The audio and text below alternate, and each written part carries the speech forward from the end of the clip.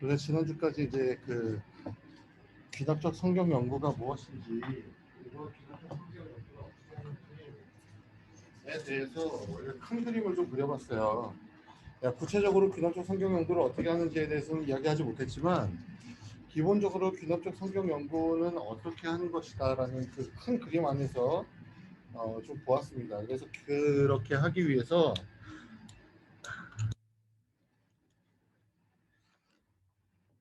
어,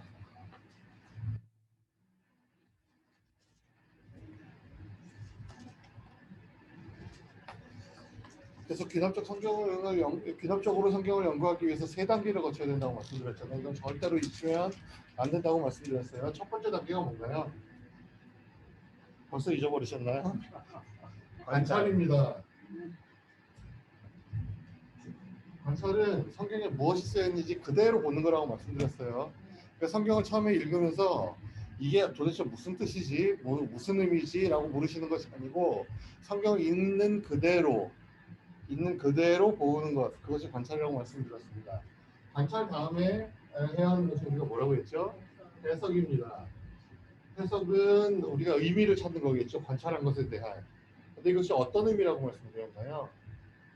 우리에게 의미하는 것이 아니고 원독자, 첫 번째 독자들에게 의미하는 것이 무엇인지를 찾는 것이라고 말씀을 드렸어요. 그 다음에 해석에서 우리가 마지막으로 가야 할 곳은 뭐죠? 적용. 네, 적용입니다. 적용은 뭔가요? 우리에게, 나에게 의미하는 것이 무엇인가 하는 것을 찾는 것이 적용입니다. 그래서 관찰로부터 해석으로 갈 때는 여러분이 건너셔야 하는 다리가 있다고 말씀드렸는데 그게 뭔가요? 히스토리컬 백그라운드입니다. 역사적인 배경이에요. 자, 그래서 이 원독자들의 역사적인 상황을 알아야지 그 관찰한 내용을 정확하게 해석할 수 있다고 말씀드렸습니다. 그리고 이 해석한 것을 우리에게 적용하려고 하는데 우리의 상황과 똑같은 상황이었다면 우리가 그대로 이것을 적용할 수 있다고 말씀드렸죠. 그러나 우리의 상황과 같지 않다면 어떻게 될까요? 그래서 우리가 여기서 찾아야 하는 것이 있어요. 또 하나의 다리가 있는데 뭐죠? 타임레스 트루스입니다. 시간을 초월하는 영원한 진리를 우리가 찾는 것이에요. 그래서 이 세 가지 단계와 두 개의 다리를 여러분 반드시 기억을 하셔야 합니다.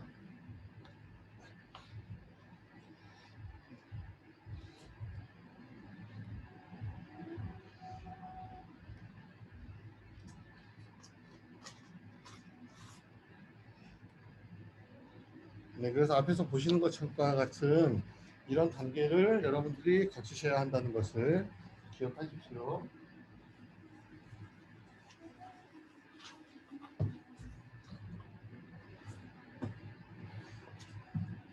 하셨던 건가요? 이걸 뿌리는 거예요.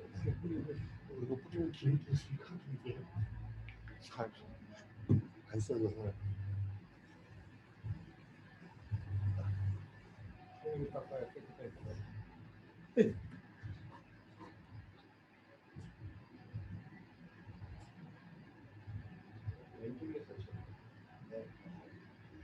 자, 그래서 오늘은 우리가 실제적으로 이 그런 귀납적 성경 공부를 한번 해보려고 하는 거예요. 그래서 아주 짧은 서신을 하나를 우리가 스택해서 그것을 이제 같이 해보려고 하는데 이 세 단계만 가지고 우리가 하기가 어렵습니다. 실제로 관찰할 때 어떻게 관찰을 해야 되는 것인지 도대체 역사적인 배경 우리가 무엇을 조사해야 되고 그것 안에서 어떻게 해석해야 되는지 어떻게 적용해야 되는지를 우리가 좀 더 구체적으로 살펴볼 필요가 있습니다. 그래서 우리가 그것들을 조금 더 구체적으로 보려고 하는데 그것은 바로 이것과 같은 단계입니다. 첫 번째 우리 기도한다고 말씀드렸죠. 이것은 0단계예요. 그 다음에 첫 번째 읽기. 첫 번째 읽기는 제가 여러분 지난주에 숙제 내드린 것이 있는데 여러분 하셨나요? 뭔지 기억은 나시나요? 네, 빌려보서 한번 읽어오시는 거예요. 그래서 한번 다 읽어보셨죠? 네, 대답 안 하셔도 읽은 것으로 제가 믿겠습니다. 안 읽으셨다고 하면 제가 상처를 받을 것 같아서. 네. 그래서 여러분들 첫 번째 읽으시면서 하셔야 되는 것이 무엇이냐면 큰 그림을 파악하는 거예요. 일단 여기 한번 쭉 가겠습니다. 그리고 좀 더 자세히 설명을 드릴게요. 자, 그 다음에 하는 것이 두 번째 읽기입니다. 두 번째 읽기는 단락 제목을 하시는 겁니다. 그리고 전체 구조를 여러분들이 파악하시는 거예요. 세 번째 읽기입니다. 이 세 번째 읽기는 여러분 색연필을 가지고 색칠을 하시는 거고요. 네 번째는 그 다음 단계는 그 역사적인 배경을 공부하는 것인데 그것을 우리는 Basic Required Information을 줄여서 BRI라고 하겠습니다. BRI라고 하면은 역사적 배경 공부하는 것이라고 생각을 하시면 됩니다. 그 다음 단계는 이제 네 번째 읽기인데요. 여러분들 이건 안 하실 거예요. 인사이드 이거는 이제 차트를 실제적으로 하는 건데 네 번째 단계는 여러분 안 하실 겁니다. 그래서 이것은 그냥 이런 게 있다라고만 알아주시면 되고 다섯 번째 읽기는 이제 아까 인사이드라고 말씀드렸잖아요. 이제 외부에 채우는 건데 이 외부에 네 번째 읽기를 하지 않고 다섯 번째 읽기 아웃사이드를 직접 해보도록 하겠습니다. 우리가 네 번째 읽기를 하지 않고 다섯 번째 읽기를 하는 이유는 네 번째 읽기까지 하려면 여러분들 너무 어려워요. 예, 인사이드까지 채우시려면 너무 어렵고 시간도 많이 걸리고 그래서 여러분들이 그렇게 깊이 있게까지 그 성경 공부를 뭐 많이 시간을 많이 내실 수는 없잖아요. 그래서 이렇게 인사이드를 건너뛰고 아웃사이드로 하도록 하겠습니다. 그다음에 이것 중에서 하나를 골라서 최종 적용을 하는 것입니다. 자, 이런 단계로 여러분들이 하시면 되고요. 다 아시겠죠? 네, 그러면 이제 다시 안 모여도 되겠죠. 다 이해하셨으니까. 네, 끝. 네, 그럼 오늘 이 시간부로 모든 모임을 마치겠습니다. 주님 가르쳐 주시기도록 하시도록. 네. 자, 네. 자, 그래서 이 순서대로 하시면 되는데, 자, 제가 여러분들을 위해서 좀 준비해 온 것이 있습니다. 미리 좀 준비를 해 왔어요.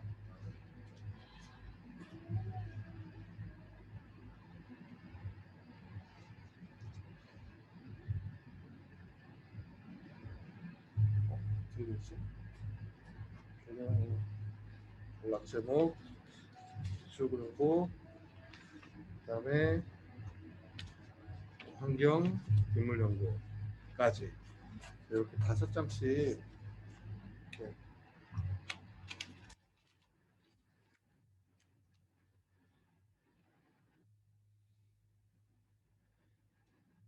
여러분들 성경에 색칠하시기 전에 미리 한번 다른 데다 연습해 보시라고 제가 성경까지 다 해왔습니다.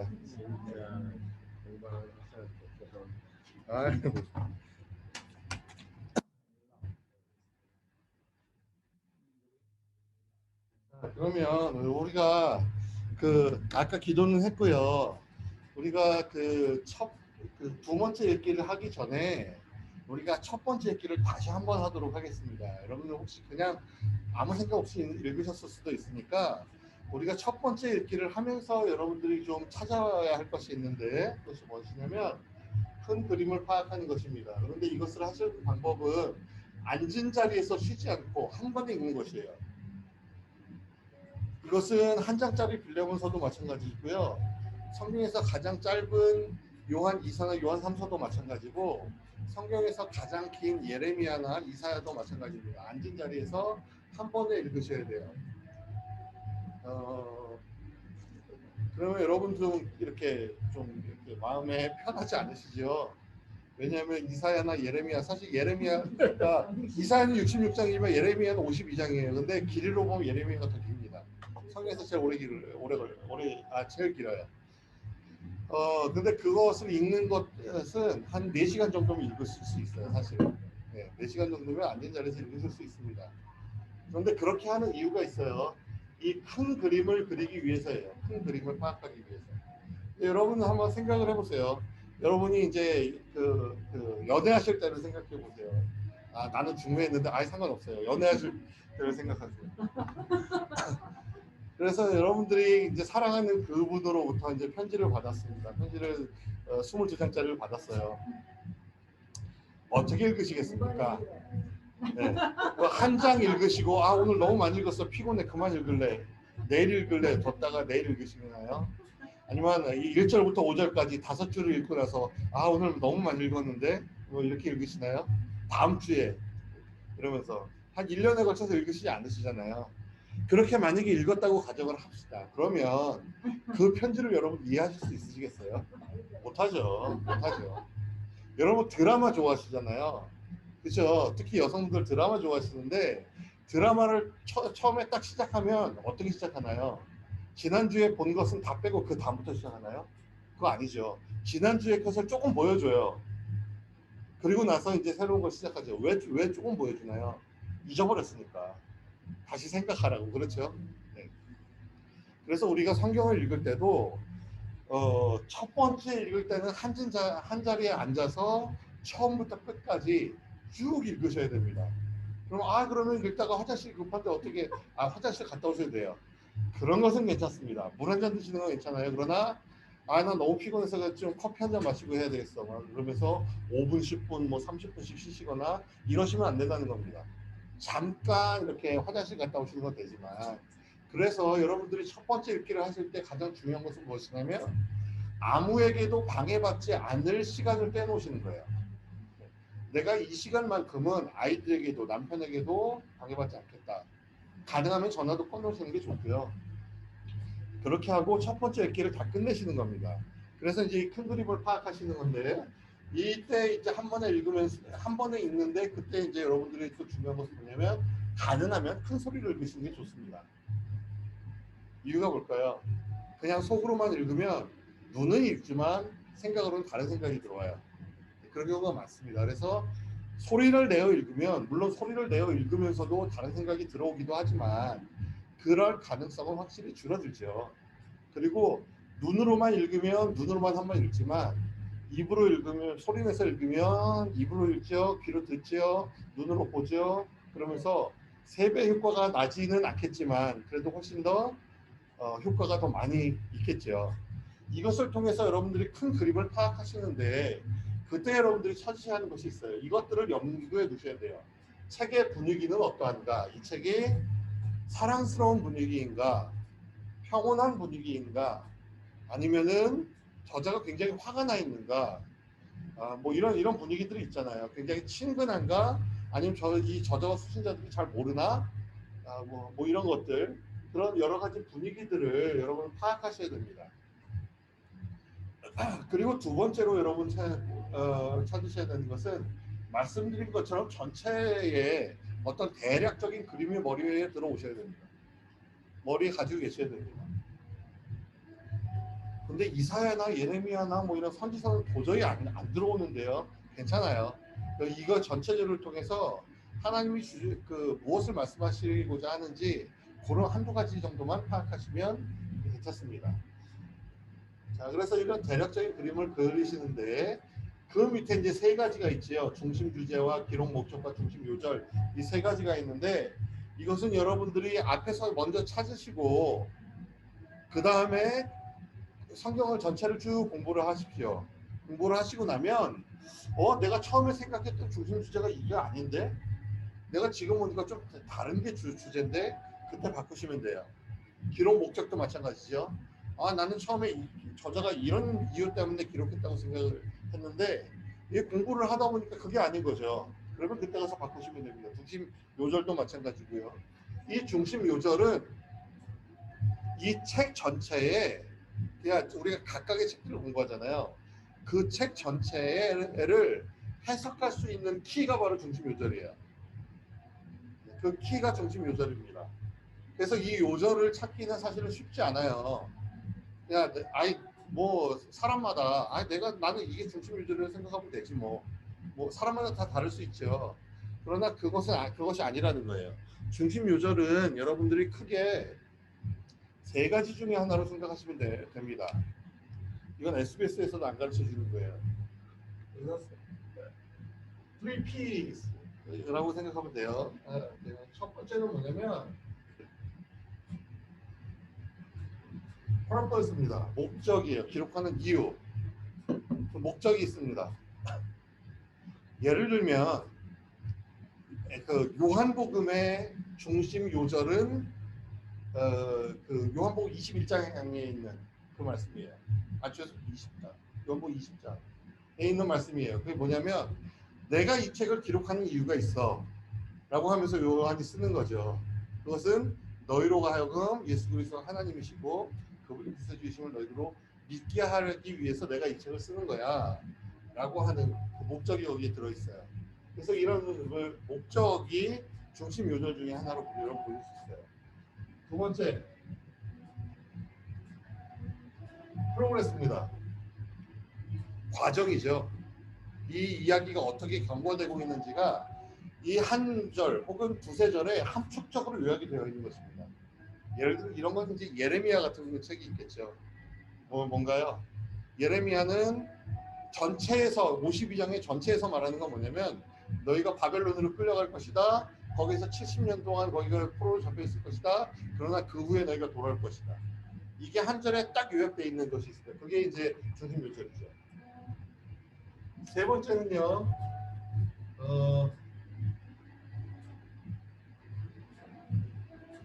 프린시플입니다. 그러니까 원리예요, 원리. 그러니까 이 책 전체를 관통하는 해석을 관통하는 원리가 있어요. 빌립보서가 이런 프린시플입니다. 빌립보서의 키버스가 그 중심 요절이 무엇인가요? 2장 5절부터 8절까지 보시면 너희 안에 이 마음을 품으라 곧 그리스도 예수의 마음이니 하면서 이제 그 예수의 마음에 대해서 이야기하잖아요. 그는 근본 하나님의 본체시지만 하나님과 동등됨으로 취할 것을 여기지 아니하시고 조용히 자기를 낮춰 종의 형체를 입으시고 땅에 오셨고 이 말씀 쭉 그 말씀이 있잖아요. 그러니까 빌립보서를 해석하기 위해서는 이 중심 요절을 여러분들이 그 해석의 그 원리를 두셔야 되는 거예요. 이 빌립보서 전체는 이것으로 여러분들이 해석할 수 있습니다. 자, 그래서 이 세 가지 중에 하나입니다. 그래서 빌레몬서의 키워스도 이 세 가지 중에 하나겠죠. 그래서 여러분들이 읽으시면서 우리가 다시 한번 크게 큰 소리로 읽을 텐데 여러분들이 읽으시면서 이것들을 한번 찾아보시면 좋을 것 같습니다.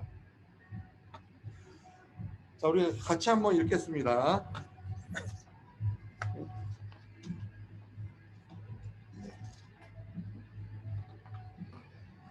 네, 셋, 넷, 다섯 분이니까요. 5절씩 우리가 읽죠. 네, 사모님부터. 조금만 크게 해주시면 저기 워낙 시끄러워서 죄송해요. 그리스도 예수를 위하여 갇힌 자된 바울과 이 형들 부모들은 우리의 사랑을 받은 자의 동역자인 빌레몬과 자매 아키아와 우리와 함께 범사된 아키포와 내 집에 있는 교회에 편지하노니 하나님 우리 아버지와 주 예수 그리스도로부터 은혜와 평강이 너에게 있을지어다. 내가 항상 내 하나님께 감사하고 기도할 때 너를 말하는 주 예수와 네 모든 성도에 대한 내 사랑과 믿음이 있음을 들으니 이로써 내 믿음의 교제가 우리 가운데 있는 성원을 알게 하고 그리스도께 미치도록 역사하느니라. 형제여 성도들의 마음이 너로 말미암아 평안함을 얻었으니 내가 너의 사랑으로 많은 기쁨과 위로를 얻었노라. 이러므로 내가 그리스도 안에서 많은 담력을 가지고 네게 마땅한 일로 명할 수 있으나 사랑을 인하여 도리어 강구하노니 나이 많은 나 바울은 지금 또 예수 그리스도를 위하여 갇힌 자 되어 갇힌 중에서 낳은 아들 오네시모를 위하여 내게 강구하노라. 그가 전에는 내게 무익하였으나 이제는 나에게 나와 내게 유익한다. 내게 저를 돌려보내노니 저는 내 신복이라. 저를 내게 머물러 두어 내 도움을 위하여 갇힌 중에서 내 대신 나를 힘들게 하고자 하나 다만 내 생각 없이는 내가 아무것도 하기를 원치 아니하노니 이는 너의 선한 일이 억지같이 되지 아니하고 자의로 되게 하려 함이로다. 저가 잠시 떠나게 되는 뜻은 이를 위하여 저를 영원히 두게 함이니 이후로는 종과 같이 대하지 아니하고 종 이상으로 또 사랑받는 형제로 돕자라. 내게 특별히 그러하거든 모이며 육신과 주 안에서 상관된 예배야. 그러므로 네가 나를 동역자로 알진대 그를 영접하여 내게 하겠다고. 그가 만일 내게 부르를 하였거나 내게 빚진 것이 있으면 그것을 내 앞으로 예상하라. 나 바울이 친필로 쓰노니 내가 갚으려니와 내가 이 외에 내 자신이 내게 빚진 것은 내게 말하지 아니하노라. 오 형제여, 나로 주 안에서 너로 말미암아 기쁨을 얻게 하고 내 마음이 그리스도 안에서 평안하게 하라. 나는 내가 순종할 때도 믿음으로 내게 쓰노니 내가 말한 것보다 더 정할 줄을 아노라. 오직 너는 나를 위하여 그리스도를 나타내라. 너희 기도로 내가 너희에게 나아갈 수 있기를 바랍니다. 그리스도 예수 안에서 나와 함께 갇힌 자 에바브라와 또 한나의 동력자 나가 아리스타고 데마 누가가 응한하느니라. 그리고 예수 그리스도의 은혜가 너희 심령과 함께 있을지어다. 네, 감사합니다. 자, 여러분들 지금 이 빌레몬서를 한번 읽으셨는데요. 이 책의 전체적인 그림을 여러분 머릿속에 그리셨나요? 이 책 분위기가 어떠한가요? 읽어보세요. 따뜻해요? 네, 따뜻합니다. 또 다른 분 계신가요? 사랑스럽네요. 네. 혹시 여러분 네? 부탁이요? 아, 부탁하는 느낌. 혹시 여기에서 막 이렇게 화가 나거나 뭐 이런 느낌을 받으신 분 안 계신가요? 뭔가 좀 이렇게 저자가 굉장히 화가 나 있다거나. 네, 알겠습니다. 네, 빌레몬서는 굉장히 이렇게 여러분 말씀하신 대로 굉장히 좀 이렇게 사랑이 넘쳐나는 분위기인 것 같습니다. 그래서 저자가 이렇게 화가 나 있다기보다는 빌레몬에게 이렇게 사랑이 넘쳐나고 그 사랑으로 이렇게 부탁하는 그런 분위기인 것처럼 보여요. 그리고 부탁을 하는데도 아주 딱딱하게 명령을 하는 것이 아니고 자기가 명령할 수 있지만 오히려 사랑으로 강구한다라고 얘기했잖아요. 그러니까 명령하고 이렇게 상하 위계에서 뭐 이렇게 하는 것이 아니고 같은 동역자로서 이렇게 존중하고 이렇게 대우하는 그런 것들을 우리가 볼 수가 있을 것 같습니다. 전체의 그림은 어떤가요? 전체 내용을 이렇게 요약하자면 뭐라고 요약할 수 있나요? 네. 네, 바울과 디모데가 빌레몬에게 네. 네. 네. 오네시모를 용서하고 네. 네. 사랑 안에서 동역자로 대화하라. 네. 또 다른 분 계신가요?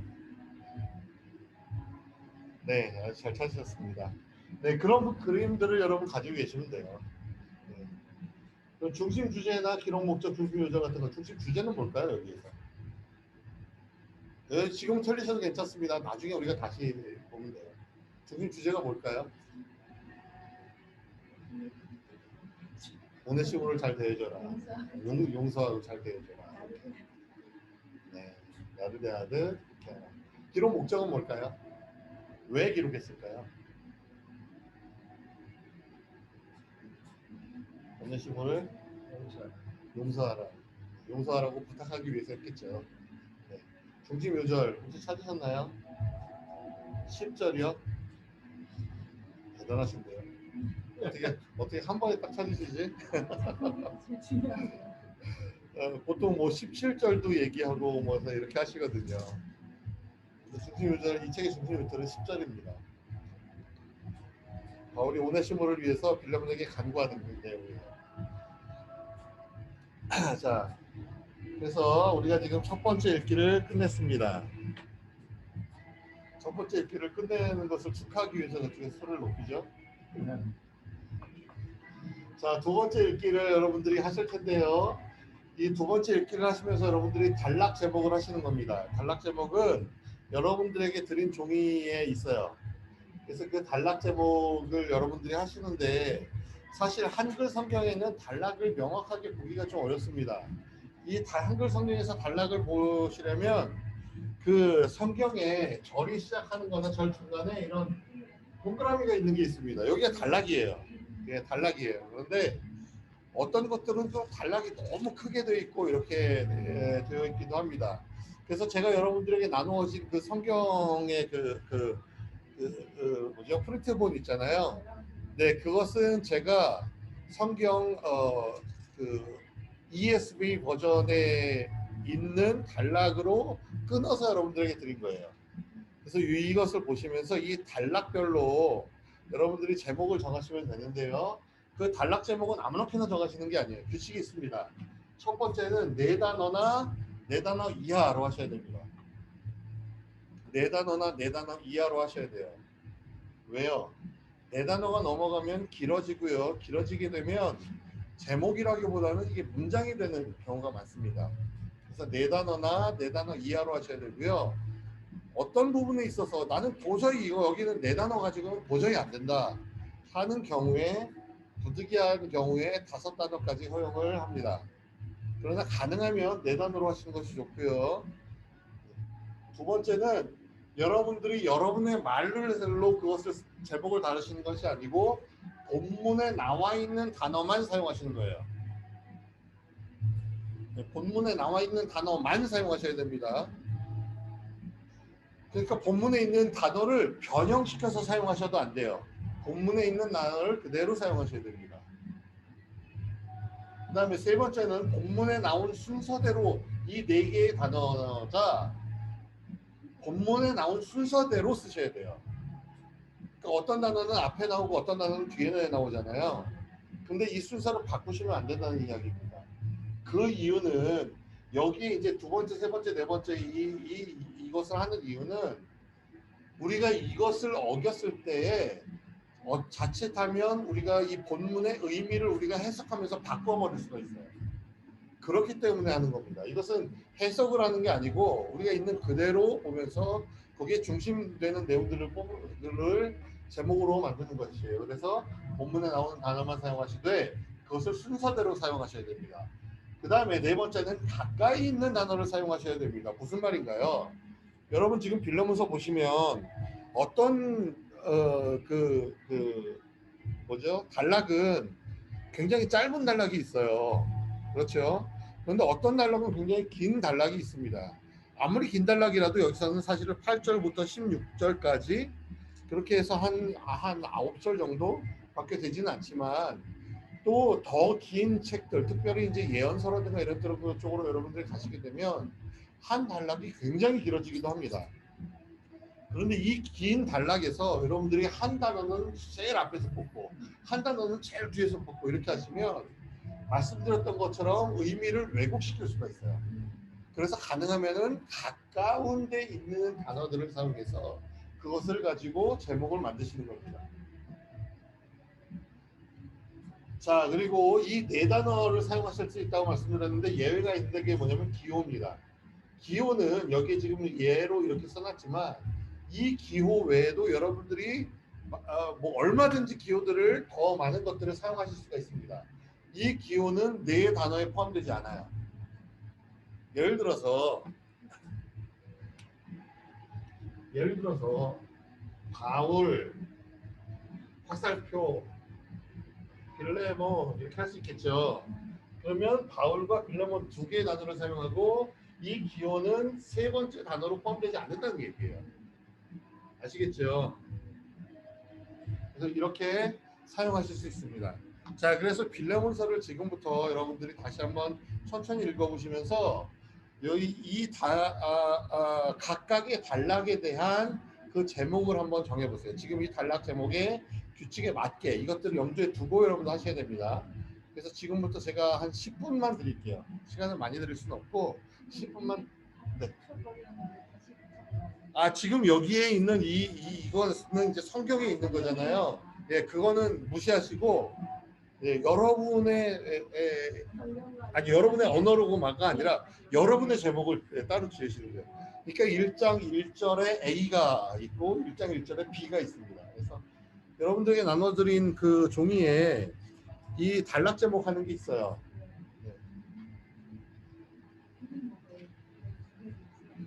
지금 이게 나뉘어져 있잖아요. 단락이 이렇게 나눠져 있습니다. 이게 보이고. 네네. 네. 그렇죠.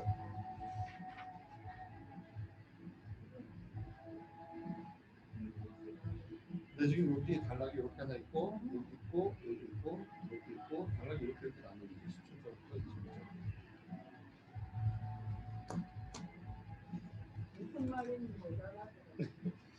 자, 제가 일장 첫 번째 것만 해볼게요. 예를 들어서 자, 지금 여기에 보시면 이게 문장이 쭉 가다가 중간에 한 줄이 비어 있고 그 다음 줄로 넘어가는 게 있어요. 이게 단락이 떨어지는 거예요. 이해가 되시죠? 자, 그래서 요 각각의 단락에 대해서 여러분들이 이제 여기다 단락 제목을 하시는 것인데 이 단락 제목 여기에 1A, 1B, 3 이렇게 있잖아요. 이거는 1장, 이거 한 장밖에 없으니까 1절의 상반절입니다. 그 다음에 1B는 1절의 하반절이고요. 1절의 하반절뿐만 아니라 그 다음에 3이잖아요. 그러니까 1절 하반절부터 2절까지라는 이야기예요. 3 다음에 4고 4 다음에는 8이잖아요. 4절부터 7절까지가 한 단락이라는 이야기입니다.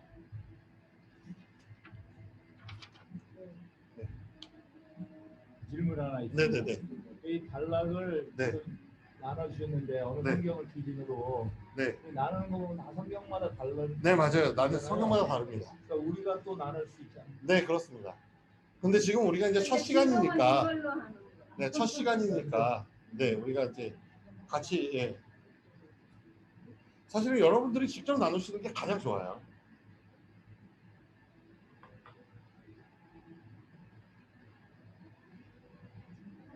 네, 지금. 네네네.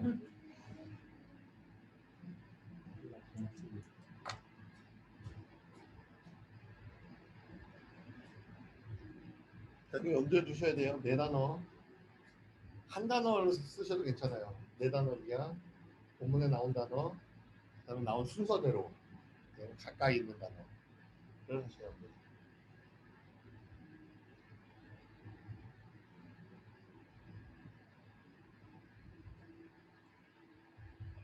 조사 정도는 바꿔도 되지 않느냐? 예, 조사는 바꾸셔도 괜찮습니다. 그러니까 여기 예를 들어서 바울과를 바울은이라고 하니까 뭐 이 정도까지는 괜찮습니다.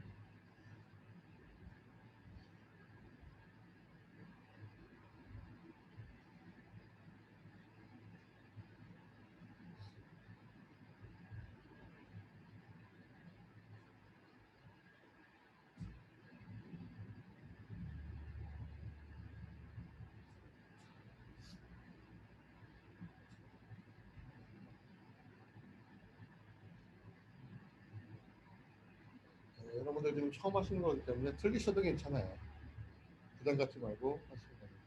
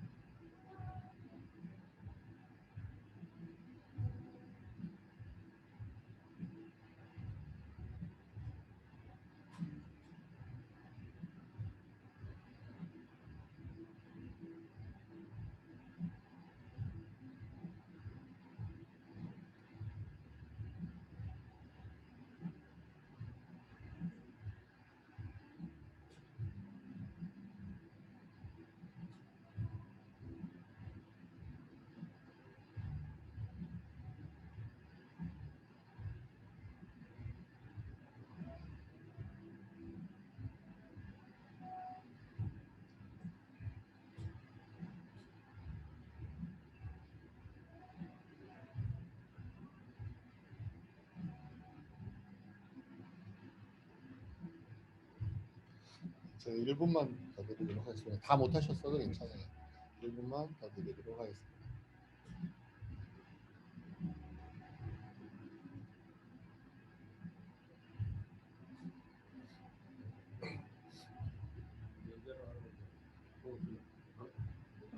내 단어라고 그랬나? Sorry. 네 단어. 네 단어입니다. 네 단어. 맞아요. 네 사자성어로 하셨군요. 너무 간단하게. 그거 좋은 거예요. 그렇게 할 수 있다면 엄청난 기회입니다. 탁월한 탁월해. 다섯 걸 때도 너무 막. 아, 네, 잘못 이해했어요. 단어라는 게.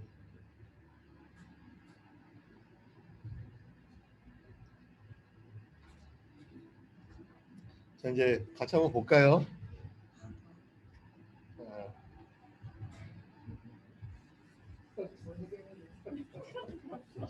지금 처음이시니까 어려운 거예요.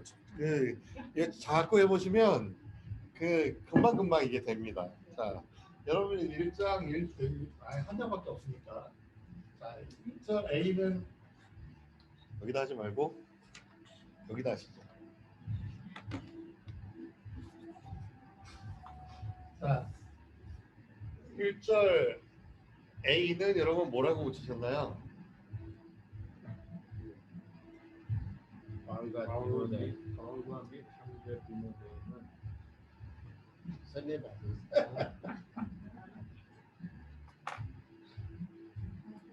이게 맞아? 자, 여기에서 이거 볼게요. 자, 네 단어 혹은 네 단어 이하로 사용했습니까? 네. 그렇죠. 이게 성경에 나와 있는 그 단어를 그대로 사용했습니까? 네, 맞습니다. 본문에 나온 순서대로 되어 있나요? 혹시 디모데가 앞에 있진 않나요? 아니죠. 네, 순서대로 되어 있습니다. 뭐 한 반절밖에 안 되니까 각각 있는 단어 사용했죠. 자, 그 다음 걸 보도록 하겠습니다. 자, 그 다음 거 다른 분. 저는 1A를 네. 바울과 디모데의 편지라고 했거든요. 거기 1절 안 나오지만 편지라고 그 2절에 안 됩니다. 안 돼. 안 됩니다. 안 돼. 네, 그 단락 안에 있는 것만 사용하셔야 돼요. 그리고 같이 시작된 바울과 디모데. 네, 괜찮습니다. 편지 쓰면 안 된다. 근데 갇힌 자 된 바울과 디모데. 네, 괜찮습니다. 다섯. 네. 또 이 두 번째 단락. 내 집에 편지하는 내 집에 편지하노니.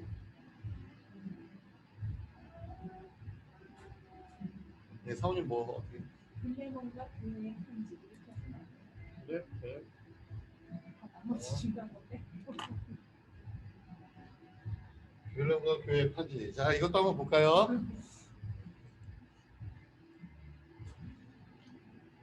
자, 네 단어인가요? 둘 다? 그렇죠. 네, 본문에 나온 단어인가요? 네. 그 다음에 본문에 나온 순서대로 되어 있죠. 네, 가까이 있는 단어가 사용되었습니다. 하나만 더 볼까요? 3절. 문안 인사. 중간이는 단어가 없죠. 네, 그렇죠. 단어가 없죠. 내자로 했다. 네, 내자로 하셔서 그래요. 아까 잘못 이해하셔가지고 내자로 사자성어로 하셔서 그렇습니다. 자, 또 다른 분들. 은혜와 평강. 은혜와 평강. 또 다른 분 계신가요? 은혜와 평강이 있을지어다. 네, 이 있을지어다. 네, 좋습니다. 자, 그죠? 네 단어 이하죠? 여기 네자 이하고요. 본문에 나온 단어만 사용됐는데 이건 이제 아까 잘못 이해하셨기 때문에 본문에 나온 순서대로 사용하셨습니다. 자, 그래서 이렇게 전체를 여러분들이 단락 제목을 하시는 거예요. 왠지 호목을 내주는 것 같은 기분이 드네요. 있나? 자, 단어 홍보를 안 전체를 이렇게 하시면 이렇게 되겠죠. 이제 이거는 제 단락 제목이에요. 첫 번째는 바울과 디모데는, 두 번째 빌레몬과 교회에게 편지하노니, 세 번째 은혜와 평강 하셔도 되고 은혜와 평강이 너에게 있을지어다. 4절부터 7절 사랑과 믿음이 있음을 들으니 8절부터 16절 오네시모를 위하여 내게 간구하노라. 17절에서 20절 저를 영접하기를 내게 하듯 하고까지 하면 좋았겠지만 이제 그렇게 하면 다섯 단어가 되기 때문에 뺐어요. 21, 22 나를 위하여 처소를 예배하라. 23, 24 문안하느니라. 여기에 사람 이름이 너무 많아서 제가 뭘 어떻게 넣을 수가 없어요. 그래서 문안하느니라만 넣은 거예요. 하나만. 25절 그리스도의 내가 함께 할지어다. 이렇게 할 수 있겠죠. 자, 그래서 우리가 이제 그 단락 제목을 했습니다. 굳이 이건 안 적으셔도 너무 뭐 감을 못 잡겠어. 네.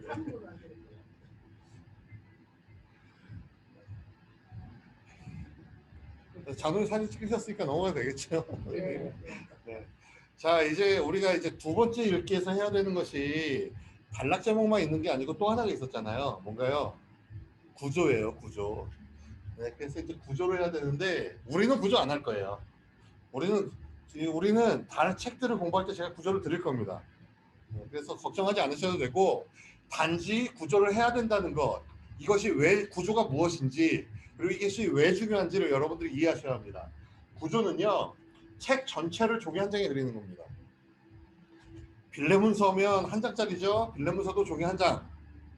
그리고 뭐 이사야나 예레미야 52장, 66장짜리도 종이 한 장에 그리는 거예요. 그래서 책 전체의 구조를 볼 수 있도록 하는 거예요. 책 전체 그림을 볼 수 있도록 하는 겁니다. 그리고 이것을 하면서 책의 중심 요절도 찾으셔야 됩니다. 이거 우리가 아까 첫 번째 읽기 하면서 같이 보았잖아요. 그래서 이제 이것들을 하는데 그럼 도대체 이게 무슨 말이냐 라는 것이죠. 그래서 네, 일단 적으시니까 좀 네, 적으세요.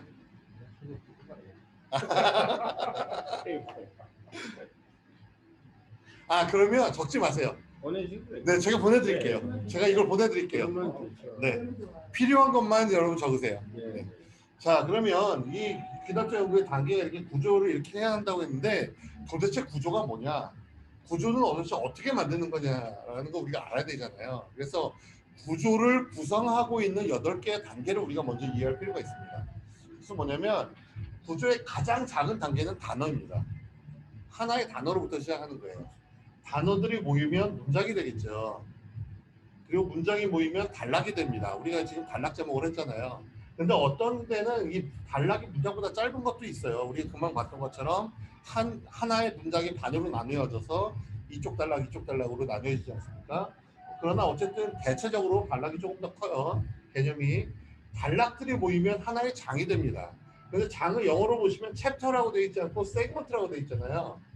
그래서 여러분들이 구조를 보실 때는 성경에 있는 장과 절을 무시하고 보셔야 돼요. 왜냐하면 이것이 굉장히 애매한 데에서 나눠진 것들이 굉장히 많이 있어요. 성경에. 아니 도대체 왜 여기서 나눴지 하는 것들이 있습니다. 그래서 이게 여기서 말하는 장은 챕터가 아니에요. 세그먼트입니다. 이 장이 모이고 장들이 모이면 소단원이 되고요. 소단원이 모여서 대단원이 되고 대단원이 모이면 하나의 책이 되겠죠. 그리고 그 책들이 모여서 구약과 신약이 되는 겁니다. 자, 이게 잘 이해가 안 가시죠? 무슨 말인지. 네. 한번 보도록 하겠습니다. 우리가 조금 이따 다시 한번 볼 거예요. 이런 8가지가 있다는 것을 일단 염두에 두시고요. 그 다음에 구조는 이렇게 8개의 단계가 있는가 하면 또 8개의 형태가 있어요. 이것을 어떤 기준으로 어떻게 단락을 나누고 어떻게 장을 나누고 어떻게 소단원 대단원을 나누느냐라는 것이죠. 그래서 그 구조의 형태를 여러분 보셔야 되는데 그것은 첫 번째는 지리적 형태입니다. 지리적 형태는 여호수아나 사도행전 보시면은 이것이 이제 지리적 형태로 되어 있거든요. 여호수아는 이제 그 땅으로 들어가서 그 땅을 하나씩 지리적으로 정령해 나가잖아요. 그러고 나서 나중에는 이제 그 땅을 이렇게 나누게 되고요. 사도행전도 지리적인 구조로 되어 있습니다. 어떻게요? 복음이 예루살렘에서 시작해서 유대, 사마리아, 그 다음에 어떻게 땅끝까지 증거되는지 그 순서대로 되어 있습니다. 이 구조가 그 순서대로 되어 있어요. 그래서 누가복음과 사도행전을 여러분 보시면 굉장히 독특한 구조로 되어 있는데 이런 구조로 되어 있습니다. 자, 여기에 이제 예수님이 있어요. 예수님이 십자가가 있습니다. 예수님의 십자가 사건 여기가 어디죠? 예루살렘이겠죠. 그래서 여기 처음에는 어디서 시작하면 갈릴리에서 시작합니다. 그 다음에 여기서는 이제 사마리아 유대로 옵니다. 그 다음에 여기서 이제 예루살렘으로 오시는 거예요. 이게 이제 누가복음입니다. 사도행전은요 반대로 예루살렘이 시작하죠. 그 다음에는 복음이 유대 사마리아로 가고요. 그 다음에 땅끝까지 이렇게 이런 구조로 돼 있어요. 그래서 이런 지위적인 구조가 있다라는 것이고요. 두 번째는 연대기적 구조가 있습니다. 그래서 이것은 시간의 순서에 따라서 기록이 돼 있어요. 그래서 출애굽기나 열왕기, 역대기 같은 경우, 열왕기나 역대기 같은 경우에 특별히 이제 왕들이 시간 순서대로 이렇게 나오지 않습니까? 출애굽기도 마찬가지로 그들이 애굽에서부터 어떻게 출애굽을 시작해서 어떻게 홍해를 건너고 어떻게 시내산까지 오고 거기서 어떻게 그 하나님으로부터 율법을 받고 성막을 세우는지까지 나오는 것이 이제 출애굽기죠. 그리고 아까 말씀드렸던 이 사도행 뭐죠? 누가복음도 복음서 중에서 가장 연대기적으로 되어 있는 것은 누가복음입니다. 어떻게 할 수 있냐면 누가복음에 서론에 나와 있어요. 1장 1절부터 4절까지 나와 보면 데오빌로요 하면서 이제 그 쓰잖아요. 거기에 많은 사람들이 그 예수 그리스도의 그 행적에 대해서 기록했는데 나도 그것을 기록하기 위해서 내가 자세히 살펴보고 순서대로 기록한다라고 쓰고 있거든요. 그래서 사도행전도 굉장히 연대기적입니다. 그래서 그 CCC라는 단체 있잖아요. 캠퍼스 크루세이드 for Christ라는 그 대학생 선교단체가 있는데 거기에서 하는 사역 중에 하나가 영화 예수 사역입니다.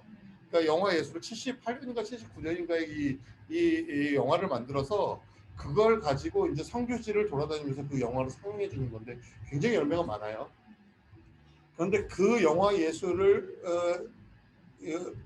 그 복음서 중에서 누가복음을 기초로 해서 그걸 만들었어요. 왜냐하면 그게 연대기적으로 돼 있거든요. 자, 그래서 연대기적 구조가 있습니다. 세 번째 인명별이 있습니다. 그래서 이것은 사람으로 나누는 거예요. 구조를. 그래서 이 인명별은 사사기가 그렇게 돼 있죠. 사사기에는 12명의 사사에 대한 이야기로 나오죠. 그래서 대사사 6명, 소사사 6명에 대한 이야기가 사사기의 주요 축을 이루고 있습니다. 루키도 인물별로 이렇게 나오는 거예요. 주제별이 있습니다. 예레미야나 마태복음 같은 경우에는 주제별로 여러분들이 이것을 구분할 수 있어요. 그러니까 예를 들어서 마태복음 같은 경우에는 예를 들어서 그 1장과 2장은 이제 예수님의 탄생, 3장과 4장은 이제 세례 요한의 그 사역과 그다음에 예수님의 세례, 그다음에 뭐죠? 예수님의 그 광야에서의 시험, 그 다음에 5장부터 7장까지 나오죠. 그것은 예수님의 가르침들을 모아놨어요. 그러니까 예수님께서 굉장히 많이 가르치셨겠지만 그 중에서 가르침들을 거기에 모아놨어요. 그게 이제 산상수훈이지 않습니까? 그리고 나서 나오는 것이 이제 예수님의 기적들이 나오고 뭐 이런 식으로 이 예수님의 그 말씀과 가르치심과 행적들을 시간 순서대로 난 것이 아니라 그것들을 다 풀어가지고 주제별로 다시 모았어요. 그게 이제 마태복음입니다. 논리적인 것은 이제 로마서나 갈라디아서처럼 무엇인가를 증명하기 위해서 그걸 논리적으로 하나씩 풀어나가면서 증명해 나가는 거죠. 서간체는 이제 서신서를 말하는 거죠. 그래서 모든 서신서들은 서간체로 되어 있습니다. 그래서 우리가 이것에 대해서 조금 더 자세히 살펴보도록 할 거예요. 조금 있다가. 근데 모음집이 있습니다. 뭐냐면 시편이나 잠언 같은 경우에는 전체가 이어지는 이야기가 아니죠. 그래서 여러 가지 이야기나 속담이나 혹은 여러 가지의 시를 한 군데 모아서 한 권의 책으로 펴낸 것이 바로 시편이나 잠언 아니겠습니까? 그래서 이런 모음집이 있습니다. 마지막으로 극문학이 있는데 이것은 마치 드라마를 보는 것 같은 그런 형태로 기록이 되는데 욥기, 아가, 요한계시록 때 있죠. 그리고 이제 그 뭐죠 에스더 같은 경우도 하나의 극문학이라고 말할 수 있겠죠. 그래서 이런 극문학의 형태가 있습니다. 이렇게 8가지 형태가 있는데 모든 성경에 있는 모든 책들은 이 8가지 중에 하나에 포함이 돼요. 최소한 하나. 2가지 이상이 포함되어 있는 책들도 있어요. 누가복음처럼. 그러나 어쨌든 간에 적어도 이 8개 중에 한 군데에 포함이 됩니다. 그래서 이것을 기준으로 해서 여러분들이 나누시면 돼요. 읽어보면서 아 이것은 보니까 지리적으로 나누어지네. 이렇게 나누실 수도 있고요. 또 어떤 것들을 보면서 아 이건 논리적으로 이 논리를 따라가야 되는구나 라는 것을 기준으로 해서 이렇게 나누실 수도 있겠죠. 예를 들어서 보여드리겠습니다. 제가 예를 들어서 보여드릴 건 2개로 보여드릴 거예요. 하나는 갈라디아서를 보여드릴 거고 또 하나는 에베소서를 보여드릴 겁니다. 자, 이게 갈라디아서의 수평 차트입니다. 수평 차트라는 것은 아까 말씀드렸던 것처럼 구조예요. 종이 한 장에 이렇게 그리는 거예요. 표를. 그러니까 이 6장은 그러니까 갈라디아서는 6장짜리거든요. 이 6장이 도대체 어떻게 나누어져 있고 어떻게 구성이 되어 있느냐 3부분으로 되어 있습니다. 크게. 그럼 이 3부분이 어떻게 되어 있느냐 아까 갈라디아서는 논리적이라고 말씀드렸잖아요.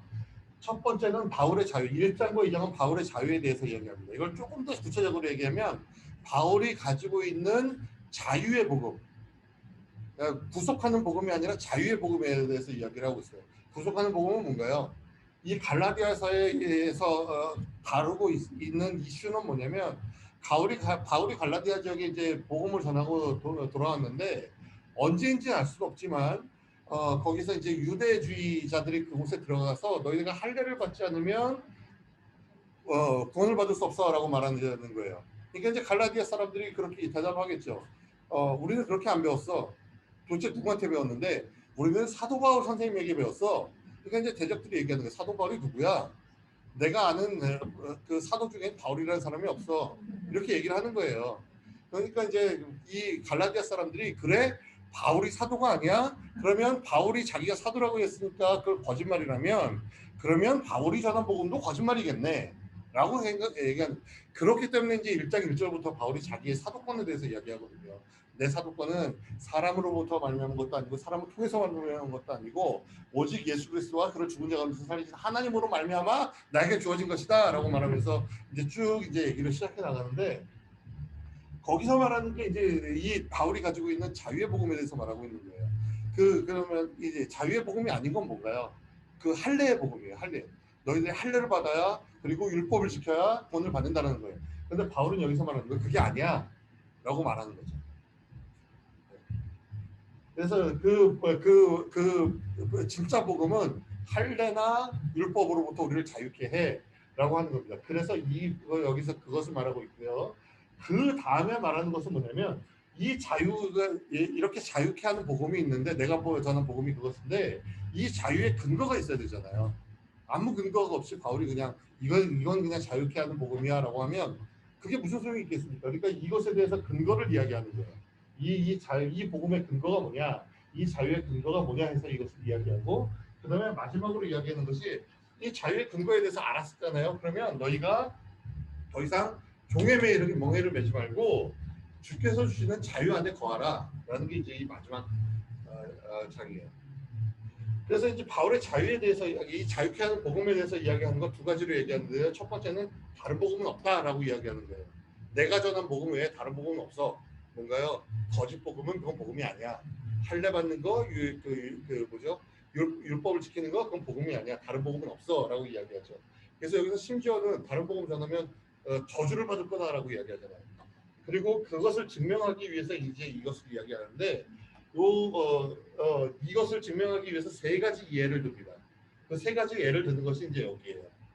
그리고 나서 이제 그 3가지 예를 다른 복음이 없다는 것을 3가지 예를 들어서 증명한 다음에 그 다음에 이 근거에 대해서 복음이 율법보다 왜 우월한지 그리고 복음에 왜 능력이 있는지에 대해서 이야기해요. 그래서 복음이 율법보다 우월하죠.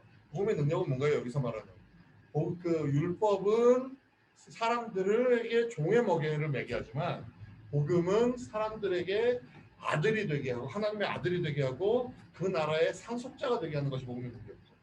그렇게 설명하는 거예요. 그러므로 너희가 자유 안에 거하라 그러면 할례에 관해서 이야기하는데 할례 받지 마라 이거 필요 없다. 그러나 너희가 자유가 있다고 해서 너희 자유를 마음대로 사용하는 것이 아니라 이러한 원칙 안에서 살아야 된다라고 이야기하는 것이 이제 갈라디아서입니다. 그러니까 이것만 보면 갈라디아서가 무슨 얘기를 하는지 알 수가 있는 거예요. 큰 그림이 그려져 있는 것입니다. 제가 설명한 것을 조금 더 이제 구체적으로 하게 되면 요 밑으로 더 붙이시면 되는데 그게 바로 이겁니다. 그래서 이 위에는 똑같아요. 근데 이제 이 밑에는 그것에 대한 설명이죠. 여기에 다른 복음은 없다. 이거는 이것에 대한 세 개의 변증이 여기 있고요. 그다음에 복음의 우월성에 이것에 대해서는 이게 율법이냐 믿음이냐. 믿음이 더 우월하다라는 것이고 복음의 능력은 종에서 아들로 하는 능력이 있고 할례에 관해서 성령으로 자유자의 삶은 성령으로 행해야 된다라고 말하는 것입니다. 이 앞에서는 바울의 자유는 세 가지 이 앞에서는 이제 사도권과 바울의 복음에 대해서 변증하는 것이고요. 이건 어떻게 자유케 될 수 있는가를 이 근거를 통해서 보고 어떻게 자유케 될 수 있는가 봤습니까? 자유케 된 자들이 어떻게 자유케 살 수 있는가라는 것이 실제적인 삶입니다. 이 아래 그 세 가지 논증인데요. 첫 번째는 바울 자신의 개인적인 간증적인 논증입니다. 두 번째는 성경적으로 이것을 논증하고 있고 세 번째는 도덕적으로 논증하고 있습니다. 이게 갈라디아서예요. 이렇게 보시는 것이 여러분들이 구조를 한 장에 그린다는 거예요. 자, 하나만 더 볼까요? 에베소서입니다. 에베소 이건 제가 SBS에 했던 건데요. 에베소서는 크게 이제 두 파트로 나눠질 수가 있어요. 제가 아까 보여드린 것 중에 이런 게 있었죠. 8개의 뭐죠? 8단계 단어, 그다음에 문장, 그다음에 뭐죠? 단락, 장, 그다음에 뭐죠? 네, 소단원, 대단원, 책, 그다음에 구약과 신약 이렇게 있지 않습니까? 자, 이게 우리가 단어를 볼 때는 단어는 이제 칼라 코딩을 해서 볼 겁니다. 칼라 코딩을 해서 볼 거고요. 문장도 마찬가지로 칼라 코딩 안 해서 볼 거예요. 단락은 뭐냐면 이게 단락이에요. 이게 단락이 제일 아래 들어가죠. 단락이 이렇게 나눠져 있습니다. 장은요. 이게 장입니다. 그래서 저는 에베소서를 6개의 장으로 나눴어요. 그러나 1장, 2장, 3장, 4장 이렇게 나눈 것이 아니고 저는 이렇게 다르게 나눴습니다. 성경에서 나누는 것과 다르게. 소단어는 뭔가요? 이것이죠. 그래서 저는 장은 6개이지만 소단어는 3개로 돼 있어요. 대단어는 2개입니다. 결국 책은 말할 것도 없죠. 책은 당연히 하나죠. 그리고 이 책들이 모여서 구약에 대한 신약들이 이루는 겁니다. 그러면 이것이 왜 이렇게 나눠지는가? 자, 보세요. 에베소서라는 전체 하나의 책이 있습니다. 그래서 저는 에베소서 전체 책을 어떻게 보고 있냐면 두 세상에서 사는 그리스도인들에 대해서 말하고 있다고 저는 보고 있어요. 무엇이냐면 그리스도인들은 1, 2, 3장에서는 하늘에 속한 사람, 4, 5, 6장에서는 땅에서 사는 사람 이렇게 이야기하고 있거든요. 그러니까 두 세상이잖아요. 두 세상에서 그리스도인들이 어떻게 살아야 되는지에 대해서 말하고 있는 것이 에베소서입니다. 저에게 있어서는. 그래서 그것을 이제 2개로 나누는 거예요. 그래서 앞에서는 하늘에 속한 성도들, 두 번째는 세속 도시에 있는 성도들에 대해서 이야기합니다. 그래서 앞에서 말하는 건 뭐냐면 아이덴티티예요. 정체성에 대해서 이야기합니다. 그래서 이 정체성에 대해서 뭐라고 얘기하냐면 여기 이 아래서 말하는데 정체성에 대해서 뭐라고 얘기하냐면 너희가 예수 그리스도와 함께 하늘에 안침을 받았다라고 이야기하거든요. 2장에서. 그게 정체성이에요. 그러니까 우리는 이 땅에 속한 사람이 아니고 하늘에 속한 사람이라는 거죠. 그래서 우리의 위치, 그리스도 안에서 우리의 위치가 무엇이냐. 이 뒤에서는요. 여기서는 정체성이라고 했잖아요. 그러나 여기서는 실제적인 삶에 대해서 이야기하고 있습니다. 그리고 이 앞에서는 우리의 위치에 대해서요. 우리의 포지션에 대해서 얘기했다면 우리의 행위에 대해서 우리가 어떻게 행해야 할 것인지에 대해서 말하고 있습니다. 그래서 여기는 이제 이게 대단원 2개의 대단원이고요. 이건 3개는 이제 소단원이라고 말씀드렸잖아요. 그래서 우리의 아이덴티티, 천국에서 하늘나라에서의 그 성도들이라고 한다면 그 성도들이 이제 어디에 속해 있는가, 그리고 하나님과의 연합함에 대해서 말하고 있다고 저는 본 것이죠. 그래서 여기서 이제 이 sit이라고 되어 있는 것은 이것은 그 뭐죠? 이 본문에 나와 있는 그 아주 키가 되는 단어 중에 하나를 제가 가지고 왔습니다. 그리고 두 번째는 자 이게 우리가 어디에 속해 있는 거잖아요. 두 번째는 우리가 다른 사람들과 어떻게 함께 살아가야 하는가라는 것입니다. 에베소. 그리고 세 번째는 이 부분은 뭐냐면 우리가 다른 사람과 어떻게 이것은 죄송해요. 이것을 다시 한번 설명드릴게요. 그래서 이것은 에베소는 세 개의 관계에 대해서 얘기하고 있는데 첫 번째 관계는 뭐냐면 하나님과의 관계에 대해서 말하고 있습니다. 그 하나님과 연합함에 대해서 말하고 두 번째 관계는 뭐냐면 성도들, 이 다른 성도들과 이웃 사람들, 나의 이웃들과 어떻게 관계하면 살아야 될 것인가가 두 번째 관계입니다. 세 번째 관계는 뭔가요? 사탄과 어떻게 관계하며 살아야 할 것인가. 사탄에 대해서는 다른 것에 하나님과 이웃은 연합이지만 사탄은 대적하는 겁니다. 대적하면 살아. 그래서 이제 이런 것이 이제 여기가 1부터 3장까지고요. 여기가 4부터 6장까지예요. 1부터 3장까지는 저는 두 개로 나눠가지고요. 첫 번째는 이제 그리스도 안에 있는 모든 신령한 복이 우리에게 주어졌다. 두 번째는 그리스도께서 우리의 그 평화가 되셔서 모든 막힘 남하시고 다 연합하게 하셨다라는 이렇게 두 가지로 나누었습니다. 그다음에 그 뒤에는 이제 제가 이제 네 개로 나눴는데 사실 여기는 더 나눌 수 있어요. 왜냐하면 여기에 영어로 말하면 work이라는 단어가 여러 번 나오거든요. 뭐 working light, working working the law 이렇게 하면서 뭐 사랑 가운데 행하고 빛 가운데 행하고 뭐 이런 식으로 굉장히 많이 나오거든요. 그래서 이런 것들로 더 많이 나눌 수 있어요. 그러나 어쨌든 간에 여기에서 가장 중요한 것은 뭐냐면 이렇게 너희들이 행해야 된다. 특별히 여기서 강조하는 것은 유니티입니다. 그래서 연합하는 것. 마지막으로는 어떻게 이제 사상과를 대적할 것인가. 그래서 이것만 딱 보면 에베소서가 이런 내용이구나라는 것을 볼 수가 있는 거예요. 이게 이제 구조예요. 그런데 지금 우리는 빌레몬서를 하고 있지 않습니까? 빌레몬서는 사실은 구조가 따로 보실 필요가 없는 것이 한 장짜리이기 때문에 그래요. 한 장짜리이기 때문에 이 구조를 따로 보실 필요는 없습니다. 제가 지금 따로 볼 필요가 없음에도 불구하고 이렇게 정확하게 설명한 이유는 이것이 이제 큰 책으로 가면서 여러분들에게 나눠드리게 될 것이고 이것이 그래서 중요하기 때문이에요. 이것 원래는 만드셔야죠. 네, 원래는 여러분들이 직접 만드시는 거예요. 그래서 사람마다 이 구조는 다 다를 수 있어요. 다 다를 수 있습니다. 내가 이 책을 어떻게 보느냐에 따라서 나는 여기를 좀 더 나누고 싶어. 아니야, 나는 여기를 좀 합하고 싶어라고 할 수 있잖아요. 네, 그렇게 하실 수 있고요. 이것이 중요한 이유는 이것이 지도이기 때문이에요. 무슨 말이냐면 여러분들이 낯선 곳에 여행을 가시잖아요. 예를 들어서 파리에 여행을 가신단 말이죠. 그럼 파리에 가시면 여러분들이 보기를 원하시는 게 있을 거 아니에요. 에펠탑도 보셔야 되고 개선문도 보셔야 되고 몽마르트 언덕도 가보셔야 되고 뭐 루브르 박물관도 가보셔야 되고 많은 곳에 가보셔야 되잖아요. 그런데 그곳에 가시려면 어떻게 가셔야 되나요? 뭐 물론 이제 가이드 따라서 갈 수 있지만 내가 직접 지도 한 장 들고 간다면 이 지도가 중요하잖아요. 지도를 보면서 여기를 먼저 가고 어디 위치에 있는지 보고 여기를 먼저 가고 그 다음에 여기 가고 여기 가고 이렇게 하면 효과적으로 이것들을 다 볼 수 있겠구나. 만약에 지도가 없다면 어떻게 될까요?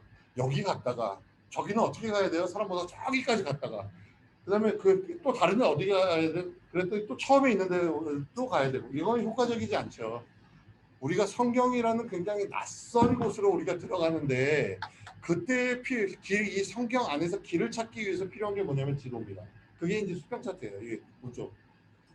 그래서 여러분들이 성경을 공부하실 때 이 수평 차트를 옆에다 두시고 공부를 하시는 것이 필요합니다.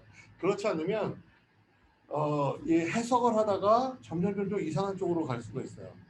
근데 물론 그 이상한 쪽이라고 표현해서 죄송합니다만 저자가 의도하지 않은 다른 해석으로 갈 수가 있어요.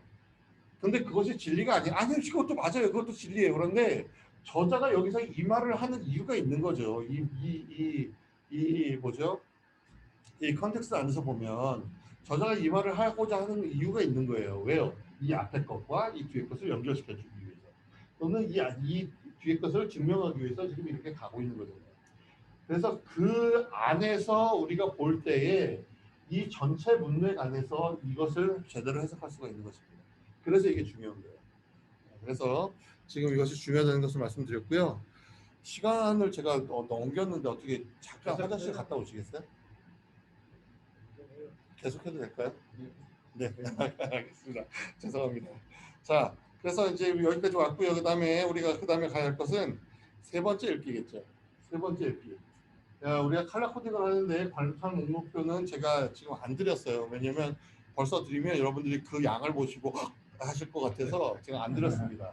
그런데 우리가 오늘 이제 컬러 코딩을 해볼 텐데 제가 가지고 있는 컬러 코드표에는 한 그 목록이 한 50개, 60개 정도 되는데 그거 다 할 거 아니고요. 오늘 여러분들이 컬러 코딩 하실 것은 단 3가지만 하실 겁니다. 딱 3가지만. 근데 이제 그 3가지가 무엇인지 말씀드리기 전에 우리가 지난주에 컬러 코딩 한 것을 좀 제가 성령체에 나눠드리고 보셨지만 다시 한번 이렇게 보시면 이게 지금 명확하게 이제 잘 표시가 안 되는데 이렇게 보시면 어떤 데는 이제 빨간색으로 이렇게 네모도 치기도 하고 주황색으로 이렇게 물결 무늬도 있고 뭐 리본 모양도 있고 무슨 날개 모양인지 뭐 이상한 모양도 있고 뭐 동그라미도 있고 이렇게 칠한 것도 있고 이렇게 있잖아요.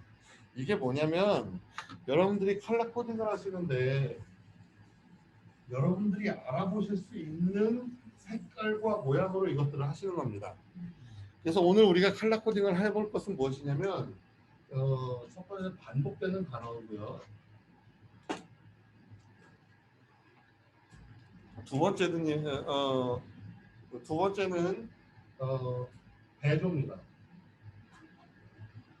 컨트라스트죠. 그리고 세 번째는 분위기, 특별히 관계와 관련된 것. 관계와 관련되어 있는 분위기에 대해서 여러분들이 좀 색칠을 해보실 텐데 색칠을 어떻게 하느냐, 제가 아까 말씀드렸던 거 저는 한 50에서 60가지 정도 목록이 있다고 말씀드렸잖아요. 그걸 제가 50가지 60가지 색연필로 칠하면 그 색이 비슷비슷해가지고 알아볼 수가 없어요. 그래서 제가 저뿐만 아니죠, 저희 학교에서도 그렇고 이렇게 컬러 코딩 하는 것은 많은 색깔로 하시는 것이 아니고 최소한의 적은 색깔로 하시는 거예요. 그래서 그 어떻게 하느냐, 색깔과 모양으로 표시를 하는 겁니다. 그렇죠, 그렇죠. 그래서 똑같은 파란색이라고 해도 여러분이 사각형으로 하실 수도 있고요, 삼각형으로 하실 수도 있고 동그라미로 하실 수도 있습니다. 그리고 밑줄 하나를 그으실 수도 있고 2개를 그으실 수도 있어요. 위아래로 그으실 수도 있고 가운데 그으실 수도 있고 가운데 2개를 그으실 수도 있습니다. 또 물결 무늬로 하실 수도 있겠죠. 그 다음에 또 뭐가 있을까요? 뭐 또 이렇게 구름 모양으로 이렇게 할 수도 있겠죠. 이건 별로 추천하진 않아요. 왜냐하면 이거 구름 모양 그리는데 시간이 많이 걸리거든요.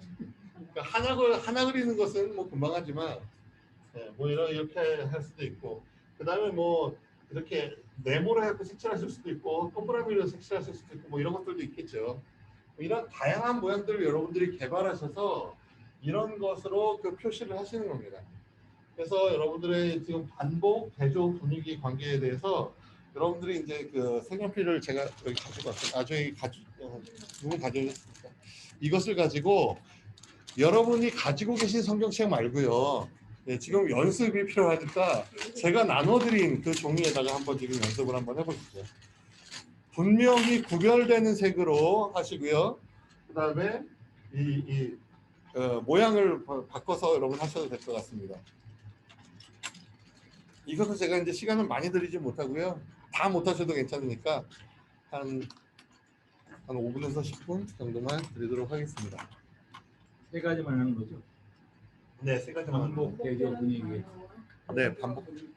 네, 대조 그러면은 뭐 이런 거 있잖아요. 뭐 그러나 뭐 이런 것으로 연결되어 있는 거. 내가 이렇게 할 수 있으나 그러나 이렇게 한다. 이런 것들도 있을 수 있고요. 또 이런 접속사가 없어도 대조되는 것이 있어요. 예를 들면 뭐 갈라디아서의 육체의 소욕과 성령의 열매, 그것이 뭐 그러나 이런 것이 없더라도 분명히 대조되는 거죠. 종, 자유자 이런 것들로 대조되는 거죠.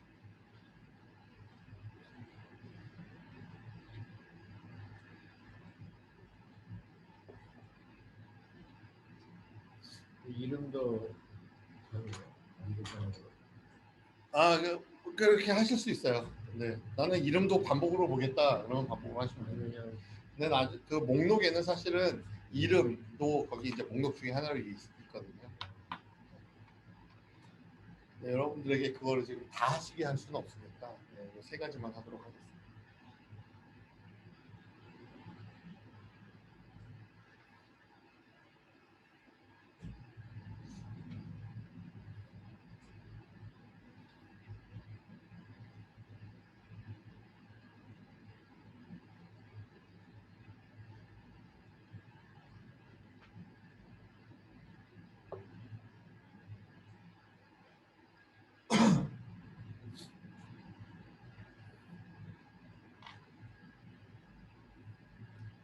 그럼 반복 아니 대조된다 그러면 두 개가 다른 색깔로 칠해야 돼요? 한 색깔로 칠해야 돼요? 뭐. 그 여러분들이 그 대조라는 걸 알아보실 수 있도록 하시면 됩니다.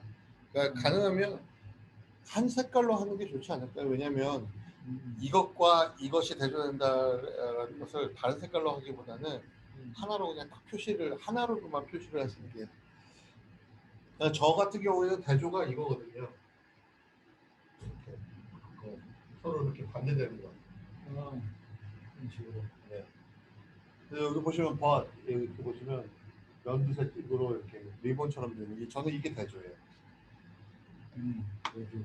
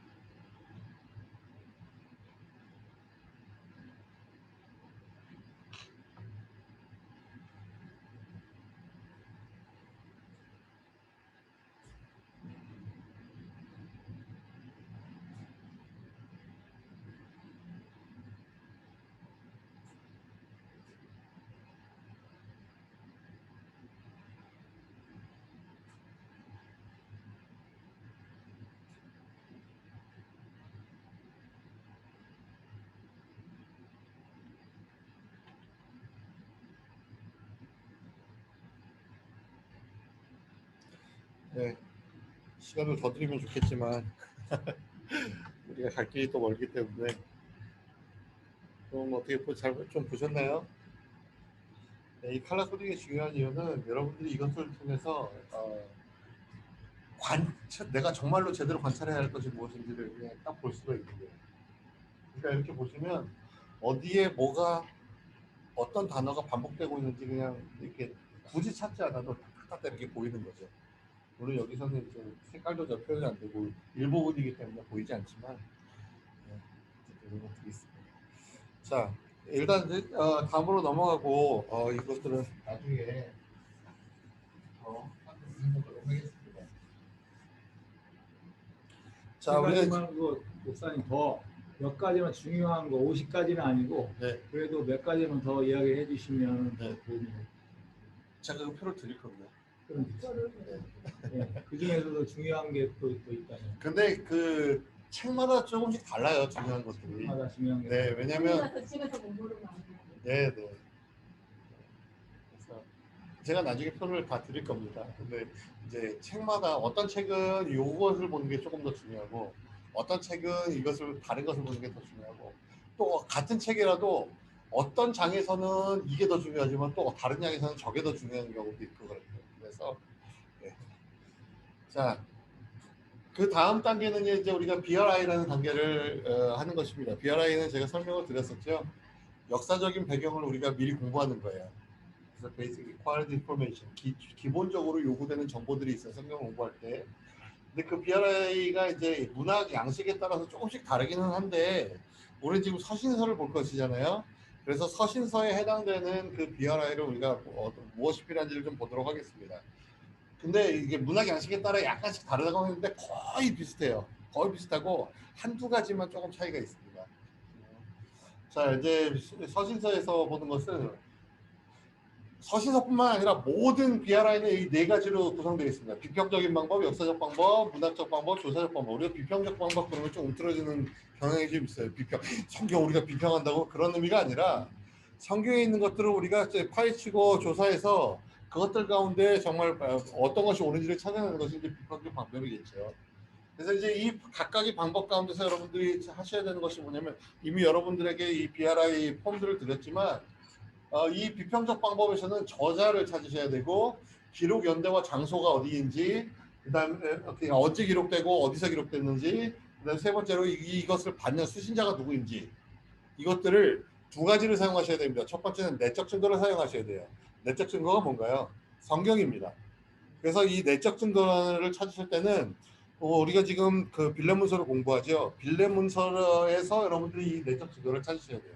그런데 빌레 문서만 내적 증거고 그럼 다른 책들은 외적 증거냐? 그렇지 않습니다. 성경 전체는 우리가 내적 증거라고 말할 수 있어요.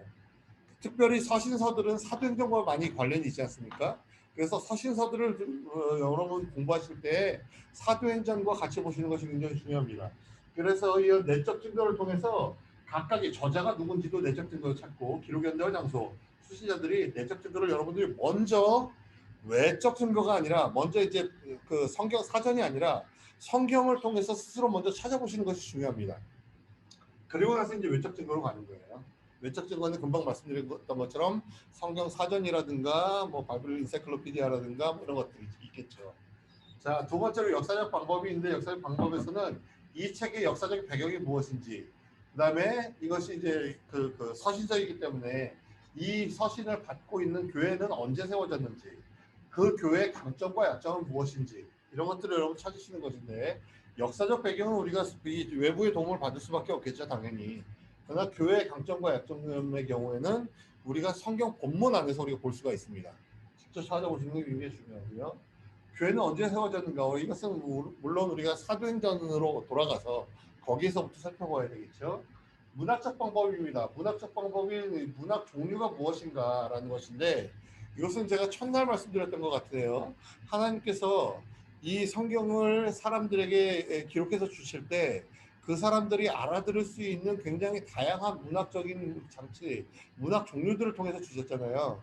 그래서 어떤 책들은 뭐 예를 들어서 법으로 주시기도 하셨고 역사로 주시기도 하고 또 뭐 시라든가 노래라든가 뭐 또는 뭐 격언들 이런 것들을 주시지 않으셨습니까? 그래서 그 종류가 무엇인지, 문학적 종류가 무엇인지 하는 거예요. 이것이 중요한 이유는 제가 처음에도 말씀드렸던 것처럼 이 책을 어떻게 해석할 것인가, 이것을 문자적으로 해석할 것인지, 그렇지 않으면 비유적으로 해석할 것인지, 그것을 결정하는 것이 바로 문학적 종류이기 때문에 그렇습니다. 그래서 이 문학적 종류, 이 문학 장르가 무엇인지를 보시고, 그리고 이것이 서신서라면, 우리가 지금 서신서 보고 있지 않습니까? 서신서의 구조를 파악해야 되는데, 이 서신서의 구조에 대해서 좀 다시 말씀드릴게요. 조사적 방법 마지막인데, 이것은 중심 주제와 기록 이유가 무엇인가 하는 것을 우리가 찾는 것입니다. 자, 서신서 구조에 대해서 지금 간략하게 말씀을 드리겠습니다.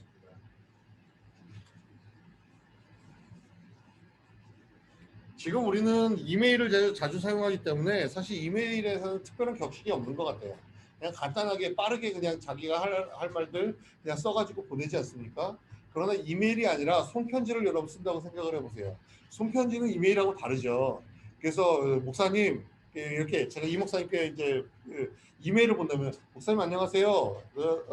저 누구누구입니다. 그러면서 목사님 지난주에 이렇게 말씀하셨는데 이것에 대해서 뭐 어떻게 생각하시나요? 그리고 이게 이제 제가 하려고 하는 말이잖아요.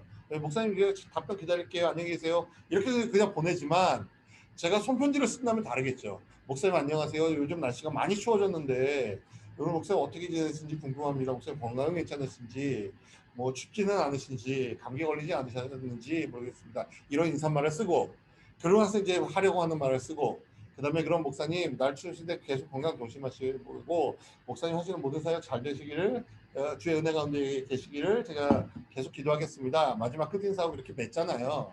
그러니까 뭐 받는 사람, 목사님, 그 다음에 인사말, 그다음에 본문, 그 다음에 마지막 인사, 그다음에 보내는 사람 이렇게 쓰잖아요. 그런데 주후 1세기에 그 고대 근동과 또 그 로마 세계에 살던 그 사람들도 우리와 같이 그런 비슷한 폼이 있었어요. 그 격식이 있었습니다. 그런데 그 순서가 우리가 가지고 있는 순서와는 좀 달라요. 제일 먼저 오는 것이 뭐냐면 저자입니다. 저자. 우리는 저자가 제일 마지막에, 이것을 쓰는 사람이 제일 마지막에 쓰지만 그 당시 사람은 이 보내는 사람이 발신자가 제일 먼저 왔어요. 그래서 우리가 지금 보듯이 바울은 혹은 뭐 베드로는 이런 식으로 제일 먼저 오잖아요, 저자가. 그 다음에 오는 것이 수신자입니다. 누구누구에게, 빌레몬에게, 로마에 있는 성도들에게. 그 다음에 인사가 오고요. 은혜와 평강이 너에게 있을지어다 하지 않습니까? 그 다음에 이제 오는 것이 감사라든가 소망하는 것이, 내가 너희들에게 이렇게 하기를 바란다, 이렇게 되기를 바란다, 혹은 기도나라든가 이런 것들이 옵니다. 이 네 가지가 온 다음에 하는 것이 이제 본문이에요. 내가 진짜로 하고 싶은 말이 이겁니다. 이 본문 다음에 오는 것이 이제 끝인사가 오죠. 누가 너희들에게 무난하고 나도 무난하고 이런 사람 저런 사람 다 무난한다. 그 다음에 마지막으로 축도 혹은 축복이 있습니다. 그래서 그리스도에서 뭐죠? 네, 평강이 있을지어다, 오늘 평강이 있을지어다 하고 마치지 않습니까? 그래서 이런 순서대로 기록이 돼요. 우리가 가지고 있는 성경의 모든 서신서들은 이 순서대로 되어 있습니다. 몇 가지는 예외는 있어요. 저자가 빠진다든가 수신자가 빠진다든가. 실제로 히브리서 같은 경우에는 그 서신서임에도 불구하고 저자와 수신자는 인사 이런 것들이 아무것도 없이 바로 본문으로 들어가요. 그런데 그것을 그 서신서라는 걸 어떻게 알 수 있느냐? 끝인사 축도가 있어요. 그래서 이게 서신서라는 걸 알 수 있는 거예요. 그리고 또 어떤 책들은 다 있는데 감사, 소망, 기도 이 부분이 빠져 있습니다. 갈라디아서 같은 경우에. 그렇지만 대체로가 이런 한두 권의 책을 제외하고는 모두가 다 이 순서를 따르고 있습니다. 이것이 중요한 이유는 우리가 정말 본문이 무엇인지를 알기 위해서예요. 제가 한국에서 어떤 교회에서 이제 이 빌레몬서를 강의를 한 적이 있었거든요. 이것을 한번 읽고 나서 여러분 바울이 이것을 통해서 정말 하고 싶은 말이 뭘까요? 그랬더니 하시는 분이 여기에 보시더니 사랑과 믿음 뭐 이런 말씀을 하시는 거예요. 근데 그것은 어디에 있냐면 이 감사, 소망, 기도 여기에 포함되어 있는 거거든요. 그러니까 이건 본격적으로 자기가 하려고 하는 말이 아니에요. 자, 그래서 우리가 이것을 굉장히 이것을 좀 나누어 볼 필요가 있는데 그것이 이제 비아라의 안에 있는 것이겠죠. 한 가지만 덧붙여서 말씀드린다면 본문이 가장 중요하겠죠. 본문이 중요하지만 다른 부분도 중요합니다. 이유가 있는데요. 이 다른 부분에서 본문을 이야기하기 위해서 미리 이 앞에서 이렇게 쫙 밑바닥을 배경을 깔아놓는 것들이 많이 있어요. 그래서 뭔가 이 앞부분에서 이거는 다른 서신에서 일반적으로 사용하는 것과 조금 다른데 왜 이렇게 사용하지? 라고 하는 것이 있으면 거기에 뭐가 있는 거예요. 예를 들어서 그리스도 예수를 위하여 같이 내는 발과 형제 디모데 보통 이렇게 그리스도 예수의 사도된 바울은 뭐 이런 식으로 하는데 아까 말씀드렸던 그 갈라디아서 같은 경우에는 사람으로 말미암은 것도 아니요 사람에게서 받은 것도 아니요 사람으로 말미암아 받은 것도 아니요 오직 예수 그리스도가 죽은 자 가운데서 그를 살리시는 우리 하나님께로부터 이렇게 사도된 바울은이라고 얘기하잖아요. 평소에 그런 말을 바울이 안 쓰거든요. 그러니까 너무 다른 거예요. 그러면 그걸 왜 바울이 이렇게 이야기하는가 보는 것이죠. 그 이유가 분명히 있어요. 본문과 관련해서. 그래서 이런 것들을 좀 자세하게 여러분들이 보실 필요가 있습니다. 그러나 본문이 가장 중요하다. 이것이 정말로 이 저자가 하려고 하는 것이다. 라는 것이죠. 자, 그래서 이제 실제로 이제 비아라를 여러분들이 보시면 자, 이제 저자겠죠. 저자를 여러분들 이 순서대로 하시는 겁니다. 내적 증거를 찾으시는데 저자를 직접적으로 언급하고 있는 것뿐만 아니라 간접적으로 언급하고 있는 모든 구절을 여러분들이 찾으시는 겁니다. 예를 들어서 바울이 썼다고 한다면 바울이라는 이름만 나온 것이 아니라 그 바울이라는 것을 증명하는 모든 구절들을 여러분들이 찾으시는 거예요. 그리고 저자에 대해서 유추할 수 있는 모든 구절도 여러분이 찾으시는 것이고, 그리고 저자가 이제 앞에 한 명이 나올 때도 있고 2명 이상 나올 때도 있는데 정말로 여기 저자는 그 한 명인가 아니면 여러 명인가를 여러분이 밝혀내셔야 됩니다. 예를 들어서 빌라문서 같은 경우는 바울과 디모데가 쓰는 걸로 되어 있잖아요. 그러면 여기에서 저자는 과연 한 명인가 여러 명인가를, 그러니까 바울이 단독으로 쓰는 것인데 디모데 이름이 껴있는 것인지, 그렇지 않으면 정말로 바울과 디모데가 같이 쓰는 것인지를 여러분 밝혀내시고요. 어떤 거죠? 여기 지금 저자에서요. 근데 그 필레몬서 네, 필레몬서에서. 거기에 전혀 같이 쓴 거죠. 이제 우리가 볼 거예요. 네. 제가 지금 설명을 다 드리나. 그다음에 이것을 다 마친 다음에 외적 증거로 여러분 가시는 겁니다.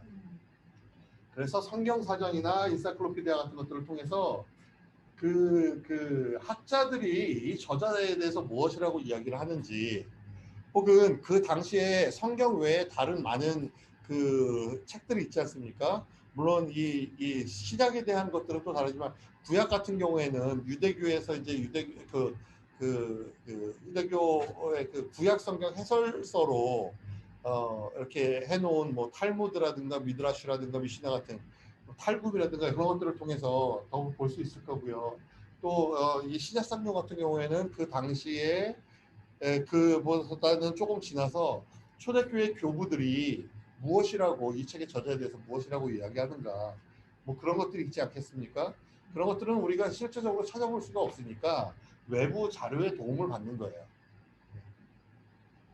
물론 그것을 실제적으로 우리가 찾는다 하더라도 그건 역시 외부 자료겠죠.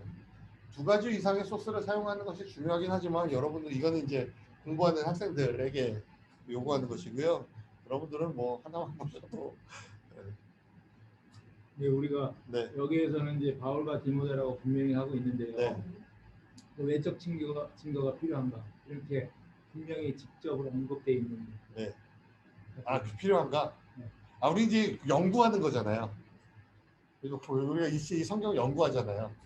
물론 이제 연구를 하지만은, 그러니까 연구를 하는 게 우리가 연구할 필요성이 있어야 연구를 하는데, 이거는 우리가 성경을 그대로 믿는 신학을 가진 사람한테는 이걸 그대로 믿는 믿음이 필요하지, 이걸 갖다가 써 있는 것을 내가 또 다시 연구할 필요성이 없잖아요. 어떤 연구의 필요성이 있다고 생각하세요? 그러니까 이제 학교에서는 그것들을 요구를 하죠. 학교에서. 여기서는 저 요구하지 않아요. 여기에서는 이런 거 요구하지 않아요. 그러나 학교에서 이제 공부할 때는 그런 것들을 요구를 하죠.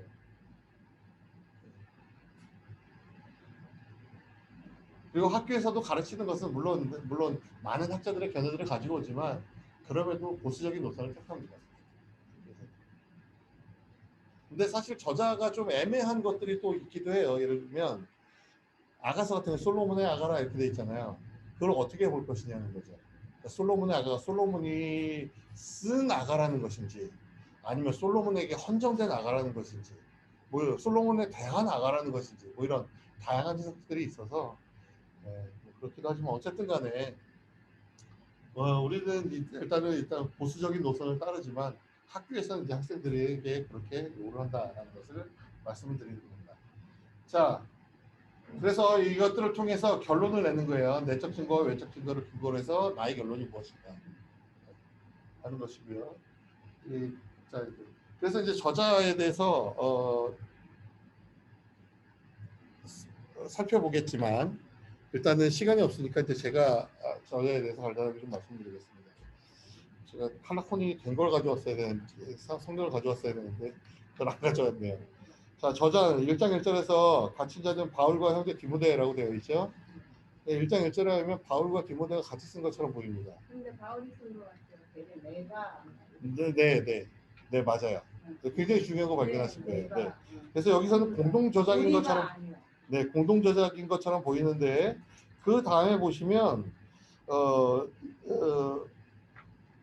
9절에 보시면 나 바울은 이렇게 되어 있거든요. 디모데 우리 바울과 디모데는 이라고 안 하고 나 바울은 이렇게 되어 있습니다. 그리고 19절에도 나 바울이 친필로 쓰느니 이렇게 되어 있거든요. 뿐만 아니라 지금 원사님 말씀하신 것처럼 여기에 나오는 대명사를 보면 내가, 나는, 우리가, 우리는 이라고 되어 있지 않고 1인칭 단수로 되어 있습니다. 그것을 보면 이것은 바울과 형제 디모데의 이름이 있다 할지라도 이것은 바울의 개인 저작이다라는 것을 우리가 알 수 있겠죠. 그리고 이제 저자에 대해서 유추할 수 있는 모든 구절을 찾으라고 말씀드렸잖아요. 그러니까 이제 거기에서 이제 바울이 여기 어떤 것들이 있냐면 그리스도를 위해 갇힌 자 된 바울이라고 되어 있고 9절에도 나이가 많은 바울이라는 말도 있고 예수 그리스도를 위하여 갇힌 자 되었다라고 또 이야기하고 13절에도 갇힌 중에서 내 대신 나를 섬기게 하고자 하나 뭐 이런 갇혔다라는 표현을 굉장히 여러 번 하고 있어요. 그러면 그것을 가지고 우리가 사도행전으로 가볼 수가 있겠죠. 정말로 바울이 갇힌 적이 있나? 라는 것을. 물론 이제 그 사도행전에 바울이 여러 번 갇힌 기록이 있다면 그 중에서 과연 어떤 것이냐라는 것을 우리가 이제 판별을 해야 되겠지만 그것은 저자의 기사가 아니라 그 다음에 어디서 그리고 언제 이것과 관련된 것이겠죠. 자, 그런 것들을 통해서 우리가 보면 이 책은 바울과 디모데의 공동 저작이라기보다는 바울의 개인적인 저작이라고 보는 것이 맞는 것 같습니다.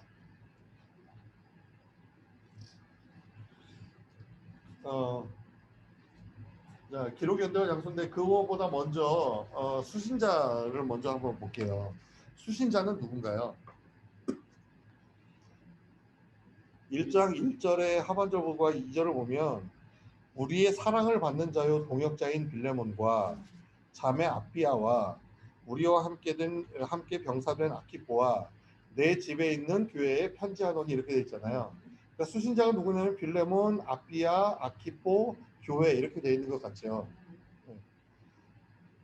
그런데 정말로 이 빌레몬서의 주 수신자가 그들인가요?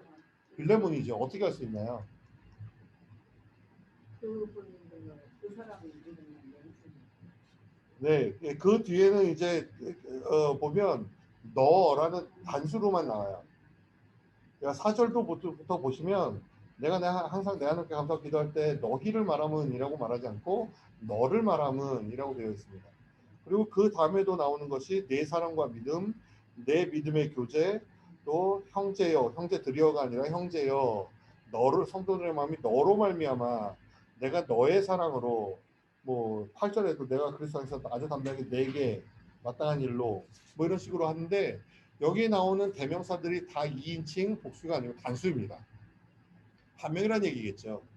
그러니까 이 1절 하반절과 2절을 전체에서 말하고 있는 그 수신자는 굉장히 많은 것 같지만 이 편지를 쓸 때에 그 1차적으로 이제 바울이 염두에 두었던 사람은 빌레몬 한 사람인 것으로 보이죠. 그래서 이 대명사들을 여러분 사실은 좀 이렇게 표시할 필요가 있는데 그건 우리가 안 했어요. 왜냐하면 그것은 이제 우리가 해석까지 깊이 들어가기 좀 어려웠기 때문에. 근데 이제 보시면 이 대명사도 복수로 되어 있는 2인칭 대명사가 복수로 되어 있는 곳이 있고 단수로 되어 있는 곳이 있습니다. 어디 있나요? 어디에 복수로 되어 있나요? 딱 두 군데에만 복수로 되어 있어요. 첫 번째는 3절에 있습니다. 하나님 우리 아버지와 주 예수 그리스도로부터 은혜가 은혜와 평강이 너희에게 있을지어다 라고 되어 있습니다. 그리고 한 군데 더 이제 복수로 되어 있는 것이 있는데 그것은 25절입니다. 우리 주 예수 그리스도의 은혜가 너희 심령과 함께 있을지어다 라고 말하고 있어요. 그러니까 이것은 보면 바울은 이 편지의 수신자를 두 사람? 두 그룹? 아무튼 두 대상을 두고 있는 것 같습니다. 첫 번째는 빌레몬 개인이지만 동시에 교회, 전체 교회를 또한 염두에 두고 있는 것 같아요. 그 이유는 우리가 본문에 들어가서 좀 더 이제 정확하게 살펴보겠지만 이런 것이겠죠. 제가 지난주인가요? 간략하게 빌레몬서에 대해서 설명을 드렸지만 다시 한번 말씀을 드리면 빌레몬서는 지금 빌레몬이라는 사람이 어느 지역에 살고 있습니다. 그 지역이 어디인지 우리가 나중에 볼 거예요. 어떤 지역에 살고 있으면서 그 집에 이제 교회가 모이는 것 같아요. 좀 부유한 사람이었던 것 같습니다. 그러니까 좀 사람들이 모일 수 있을 만한 큰 집이 있었던 것이지 않습니까? 그래서 그 집에서 이제 매주 교회로 모이는데 부유하다는 것은 종이 여럿이 있다는 말이겠죠. 종은 굉장히 비쌌거든요. 아무나 종을 가질 수 없었어요. 그러니까 이 종을 큰 돈을 주고 샀단 말이죠. 그런데 어느 날 이 종이 도망을 갔단 말이에요. 도망을 갔는데 여기서 이제 18절에 내게 부르려 할 거나 내게 빚진 것이 있으면 이라는 말이 있는데 그것은 이제 해석이 하는 사람마다 좀 여러 가지 그 해석들이 있어요. 어떤 사람들은 주인의 돈을 훔쳐가지고 도망갔을 것이다 라고 해석하는 사람이 있는가 하면 어떤 사람들은 아니다, 그 주인의 돈을 훔쳤다는 것은 근거가 없다. 단지 이 노예가 도망갔을 때 주인이 이 노예를 비싼 돈을 주고 샀기 때문에 손실이 큰 것을 말하는 것일 것이다 라고 해석하는 사람들이 있지만 어쨌든 간에 저는 이제 개인적으로 돈을 가지고 훔쳐서 도망갔다고 보고 있어요. 왜냐하면 노예가 도망가서 돈 없이 도망간다는 게 말이 안 되잖아요. 더군다나 나중에 이제 그 장소가 어디냐에 대해서 우리가 다음 주에 보겠지만 이 사람은 아마도 로마로도 도망간 것 같아요. 로마 시로 가장 큰 도시니까 그 가장 큰 도시에서 사람과 섞여 살면서 그런데 말하자면 지금으로 말하면 뉴욕으로 도망간 건데 그 비싼 물가 비싼 뉴욕에 돈 없이 도망간다는 건 말이 안 되죠. 돈을 훔쳐가지고 도망갔을 것 같아요. 어쨌든 간에 이렇게 해서 도망을 간 사람이 있어요. 근데 이제 그 역사적 배경을 통해서 나중에 보겠지만 어쨌든 이 도망간 노예를 찾으면 그 노예에 대한 대가가 있습니다. 그런데 이 도망간 노예가 돌아왔을 때 이 주인이 이 노예에 대해서 그 대가를 치르게 하지 않는 거예요. 죽이거나 뭐 이렇게 하지 않는 것이죠. 그렇지 않고 어느 날 사람들이 교회에 와서 앉았는데 아니 얼마 전까지만 해도 도망가서 노예가 우리 노예가 도망갔다 막 이렇게 화를 내면서 이렇게 했던 그 주인이 그렇게 했던 것을 기억하고 있는데 그 노예가 돌아왔어요. 근데 그 노예가 광에 갇혀 있거나 뭐 어떻게 된 것이 아니라 자기들 예배도 하는데 같이 와서 앉아 있는단 말이죠. 어떻게 생각할까요? 아 이게 뭐야? 무슨 일이지? 우리는 지금 현재 우리는 노예가 여기 왔어. 당연히 와야지. 예수님 믿으면 같이 와야지라고 생각을 하겠지만 그 당시 사람들은 그렇게 생각하지 못합니다. 왜냐하면 그 당시 사람들에게 있어서 노예는 사람이 아니잖아요. 그냥 재산의 일부이고 물건과 똑같잖아요. 그런 생각으로 이렇게 가득 차 있는 사람들에게 저 사람이 노예가 더군다나 도망친 노예가 돌아와서 여기에 앉아 있는다 상상을 못하죠. 그러니까 이 노예를 도망친 노예를 빌레몬만 받아들여야 되는 것이 아니라 교회들도 그들을 교회 전체도 받아들여야 되는 거예요. 빌레몬만 용서하는 것이 아니고 교회도 그를 용서해야 되는 것이에요. 그렇기 때문에 빌레몬이 바울이 이 서신을 빌레몬에게만 쓰는 것이 아니라 빌레몬의 교회 안에 있는 그 자매 아비아와 아키포와 심지어는 교회 전체에게도 이것들을 읽도록 쓰고 있는 것이죠. 네, 시간이 27분이 되네요. 네. 그래서 오늘은 여기까지만 하고요. 숙제가 있습니다. 기쁘시죠? 네, 숙제는 여러분 그 컬러 코딩 덜 하신 거 다 해오시는 겁니다. 물론 여러분들이 안 해오신다고 해서 제가 책망하지 않고, 물론 제가 숙제 검사를 하느냐 그렇지 않다는 걸 알고 계시잖아요. 근데 여러분들이 내가 이제 이 공부를 좀 한번 그래도 좀 잘 배워보고 싶다 하시는 분들은 한번 해보시는 것이 여러분들에게 유익합니다. 그래서 해보시든 해오지 않으시든 여러분의 자유이지만 나는 한번 이 공부를 좀 더 좀 잘 배워보겠다 하시는 분들은 해오십시오. 컬러 코딩하는 이유가 뭐예요? 관찰하기 위해서입니다. 네. 관찰하는데 계속 보면 이게 볼 수 있게 바로. 네, 그건 이제 나중에 이 뒷부분에 가면 이제 왜 하는지를 좀 더 자세하게 아실 수 있어요. 이유를 알면 우리가 할 수 있는. 네, 어쨌든 관찰하기 위해서 하시는 거예요. 네. 자, 그래서 그 컬러 코딩 해오시는 거 여러분 좀 해오시면 좋겠고요. 혹시 그 단락 제목 아직 다 완성하지 못하셨으면 단락 제목도 같이 해오시면 좋을 것 같습니다. 그 역사적인 배경에 대해서는 이 수시담이 이제 역사적인 배경이 있지 않습니까? 그 역사적인 배경에 대해서도 여러분들 혹시 자료를 찾으실 수 있으면 한 번쯤 보고 오시는 것이 좋습니다. 제가 여러분들에게 나눠드린 것 중에 그 자료가 또 있어요. 하나가 역사적인 배경과 관련돼서 자료가 있습니다. 그것까지 한번 보고 오시면 도움이 되실 것 같습니다. 함께 기도하고 마치도록 하겠습니다. 하나님 감사합니다. 오늘 우리가 이제 빌레몬서를 가지고 실제적으로 기납적 성경 공부를 하는 방법들을 배워보기를 시작했습니다. 하나님, 주께서 우리 가운데 은혜 주셔서 우리가 이 방법을 잘 익힐 수 있도록 도와주시고, 이 방법을 통해서 하나님께서 우리에게 하시는 말씀이 무엇인지를 더 깊이 또 더 정확히 깨달아 알 수 있도록 하나님 도와주십시오. 또 하나님, 그렇게 깨달은 말씀들을 우리의 머리에만 채우는 것이 아니고 우리의 삶 가운데 적용할 수 있도록 도와주십시오. 하나님, 우리가 그 시간이 많아서 이 시간 모이는 것 아니고 우리가